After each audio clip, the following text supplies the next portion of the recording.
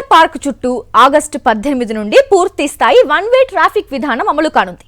ఫ్లైఓవర్లు, అండర్ పాస్ల పనులు కారణంగా ఈ నిర్ణయం తీసుకున్నారు హైదరాబాద్ ట్రాఫిక్ పోలీస్.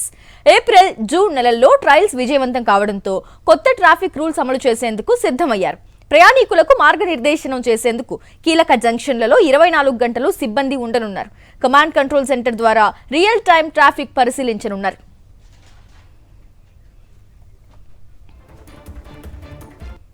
ఇదే అంశానికి సంబంధించి సిపి సజ్జనార్ మాట్లాడుతున్నారు. లైవ్ ద్వారా చూద్దాం. డే అండ్ నైట్ జరుగుతుంది సార్. ముందుగా 2 క్వశ్చన్స్. ఒకటేమో చుట్టుపక్కల కాలనీస్ చాలా ఉన్నాయి, ఆ కాలనీస్ వాళ్ళతో కోఆర్డినేట్ చేస్తారా లేదా?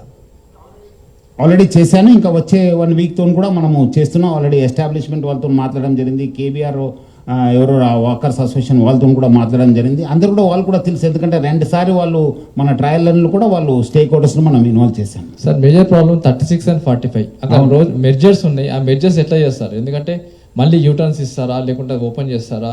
ఆ మెజర్ పాయింట్ అనేది కీ పాయింట్ అవుతుంది. దాన్ని ఎట్లా చేస్తారు? 35 and 46 2 times మనం ట్రయల్ రన్ చేసేటప్పుడు అది గుర్తించడం జరిగింది.